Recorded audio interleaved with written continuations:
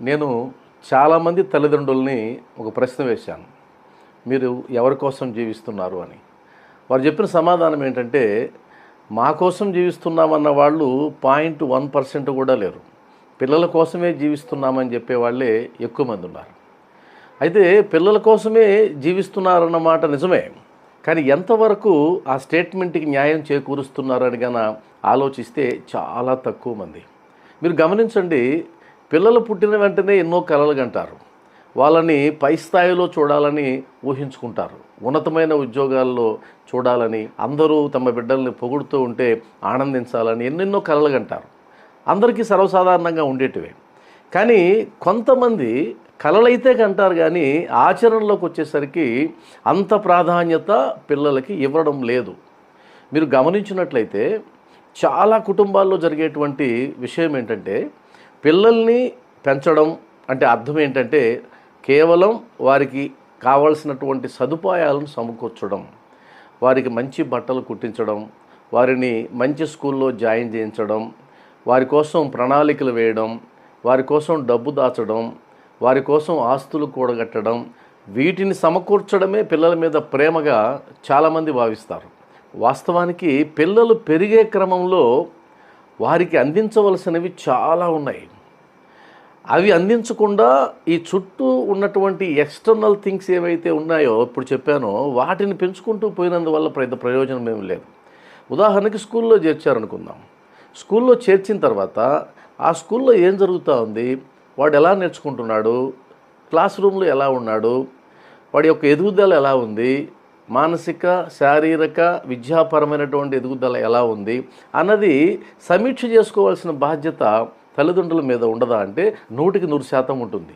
కానీ వాస్తవానికి స్కూల్ నుంచి రాగానే ఏదో హోంవర్క్ చేయమనేటువంటి వాళ్ళు ఉన్నారు, లేదా వెంటనే ట్యూషన్కి పంపించేసే వాళ్ళు ఉన్నారు. అలాంటి వాళ్ళు తప్ప కాసేపు కూర్చొని క్లాస్లో ఏం జరిగింది, ఏం పాఠాలు చెప్పారు, ఏం నేర్చుకున్నావు అని అడిగేవాళ్ళు తక్కువైపోయారు. ఈ ప్రశ్న మనం వేసినప్పుడు వాళ్ళు ఏమంటారంటే, మాకంత చదువు లేదండి అంటారు. చదువు అవసరం లేదు అంటే ఏం జరిగిందో ఎంక్వైరీ చేయడానికి చదువు ఎందుకు, క్వాలిఫికేషన్ ఎందుకు? కనీసం అలా అడిగే వాళ్ళ శాతం చాలా తక్కువ. నేను గమనించిన ఇంకొక విషయం ఏంటంటే, తల్లిదండ్రులకి మినిమం క్వాలిఫికేషన్ ఉంటుంది. చాలామంది 10th క్లాస్ పూర్తయి ఉంటారు, ఇంటర్మీడియట్ చేసి ఉంటారు, డిగ్రీ కూడా చేసి ఉంటారు.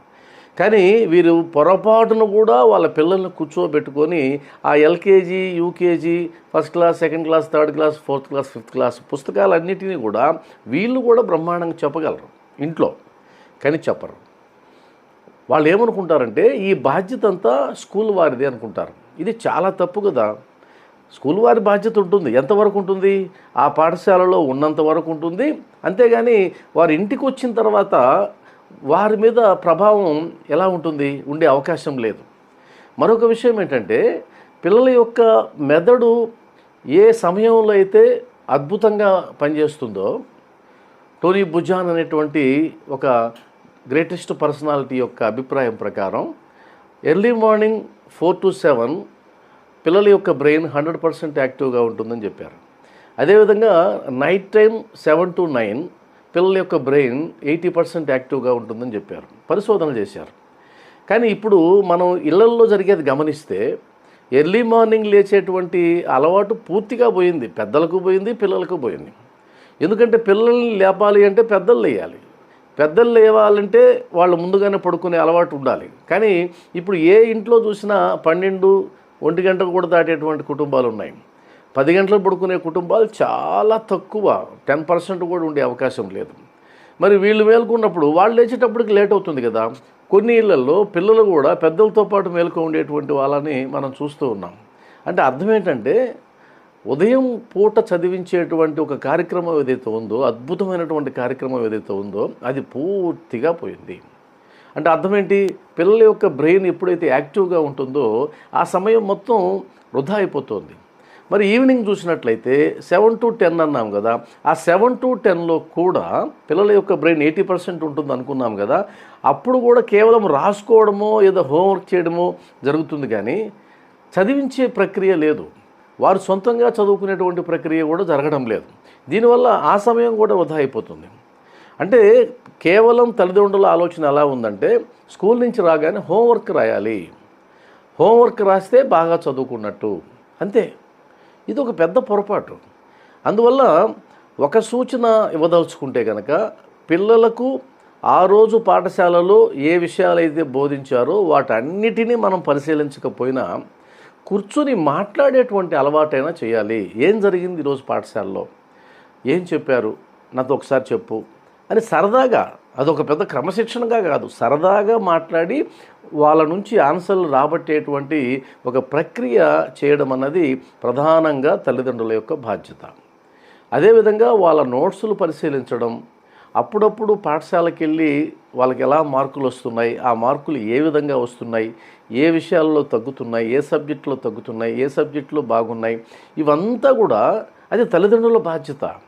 అదేవిధంగా వారికి సరైనటువంటి ఆహారాన్ని పెట్టడం, ఎదిగేటువంటి క్రమంలో శరీరానికి ఏవైతే పోషకాలు అవసరమో ఆ పోషకాలను తెలుసుకొని వారికి పెట్టడం, ఇవంతా తల్లిదండ్రుల బాధ్యత కదా. కేవలం ఫీజులు కట్టడం, బట్టలు కుట్టించడం, ఆస్తులు సంపాదించడమే తల్లిదండ్రుల బాధ్యత కాదు కదా. మరి ఎన్ని కుటుంబాల్లో ఇది జరుగుతూ ఉంది పర్ఫెక్ట్గా. చాలామంది తల్లిదండ్రులు చేసేటువంటి పని ఏంటంటే ఎస్కేప్ అయిపోవడం. ఎస్కేప్ అవ్వడం అంటే వాళ్ళకి ఏదో ఒక ఫోన్ ఇచ్చేయడం, ఆ ఫోన్ వాళ్ళు చూసుకుంటూ టైం పాస్ చేస్తారు, వారి యొక్క బెడద వీళ్ళకు ఉండే అవకాశం లేదు. లేదా ట్యూషన్ పంపించేయడం. ఈ ట్యూషన్ పంపించేయడం అంటే దాని అర్థం వాళ్ళు చదువుకుంటారు బ్రహ్మాండంగా అనుకుంటారు, కానీ అది కాదు. వాస్తవానికి ఎస్కేప్ అయిపోవాలి. ఇంట్లో ఉంటే వాళ్ళు అలర్ట్ చేస్తారు, వాళ్ళని భరించలేము, కాబట్టి ట్యూషన్కి పంపించేస్తే సరిపోతుంది. 8 గంటల పాటు స్కూల్లో చదివినటువంటి ఎల్కేజీ నుంచి 5th క్లాస్ పిల్లలకి వెంటనే ట్యూషన్ ఎందుకు, ఏమవసరం? అంటే ఇంట్లో వారితో మాట్లాడే ఓపిక లేనందువల్ల, వారు చేసేటువంటి అల్లరిని భరించలేనందువల్ల మాత్రం ఎస్కేప్ కావడానికి ఈ ట్యూషన్ వ్యవహారం చాలామంది ఆ స్టెప్ తీసుకుంటారు. కాబట్టి ఇలా ఎస్కేప్ అవ్వడానికి ప్రయత్నించే కొద్దీ పిల్లల మీద మీకు ఉన్నటువంటి బాధ్యత అది పాక్షికంగానే ఉంటుంది, కానీ అది సంపూర్ణంగా ఉండే అవకాశం లేదు. పైకి మాత్రం మాట్లాడుతూ ఉంటాం మనం, పిల్లలే మన సర్వస్వం అని. వాస్తవానికి ఆచరణలో అలా ఉండడం లేదు.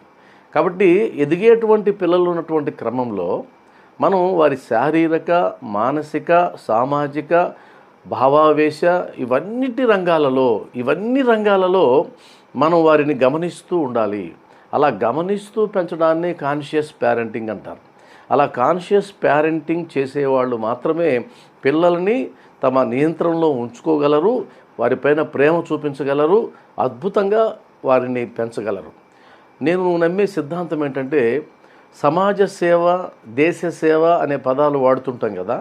మీ పిల్లల్ని సక్రమంగా పెంచితే అదే గొప్ప సమాజ సేవ, అదే గొప్ప దేశ సేవ. ఎందుకంటే నిర్లక్ష్యపు పెంపకంలో నుంచి చీడ పురుగులన్నీ పుడుతున్నాయి.